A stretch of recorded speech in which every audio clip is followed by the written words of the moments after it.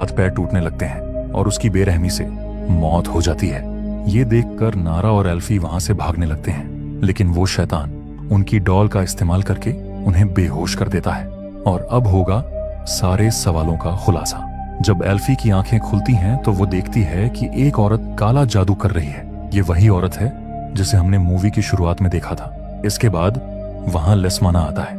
ये दरअसल उस वक्त का समय है जब लेस्माना के पास पैसा आ चुका था और अब वक्त था उस औरत का वादा पूरा करने का। वो औरत लेस्माना से कहती है कि तुम अपनी बेटी एल्फी का बाल लाए हो ना, जिस पर लेस्माना कहता है कि मैं अपनी बेटी की बलि नहीं दे सकता।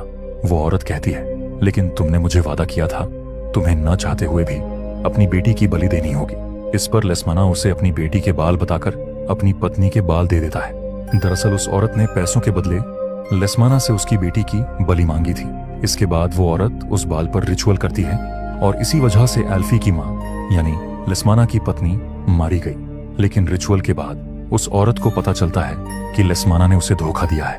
वो उसे मारने जाती है, लेकिन इससे पहले ही लेस्माना उसके अंदर खंजर घोंप देता है। मरने से पहले वो औरत उसकी बांह नोचकर खा जाती है और कहती है, तेरा खून मेरे हाथों मारा जाएगा।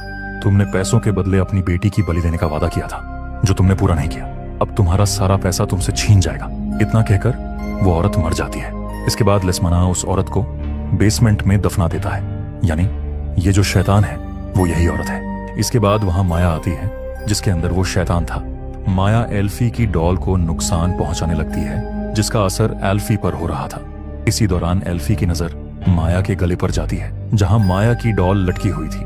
अब माया उसके पास आकर उसे मारने की कोशिश करती है, लेकिन इसी वक्त का फायदा उठाकर एल्फी उसके गले से माया की डॉल निकाल लेती है और उसे आग में डालकर जला देती है। इस वजह से माया तो मर जाती है, लेकिन वो शैतान अभी भी जिंदा था। वो शैतान एल्फी को बेसमेंट से बाहर नहीं जाने देता, इसलिए अब एल्फी उस शैतान को मारना चाहती थी। उसे पता था कि उस औरत की बॉडी बेसमेंट में दफन है।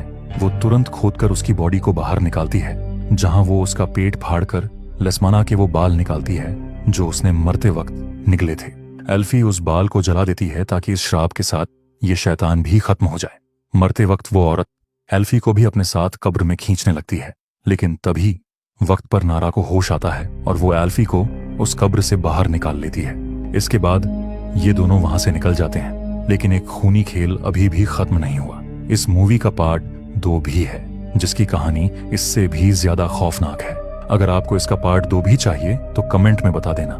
अच्छा रिस्पॉन्स आया तो मैं जरूर इसका पार्ट 2 भी एक्सप्लेन करूंगा। और अगर आपको ये वीडियो पसंद आया तो वीडियो को लाइक करके हाइप क्रिएट कर देना और चैनल को सब्सक्राइब करना मत भूलना। हम मिलते हैं अगली वीडियो में।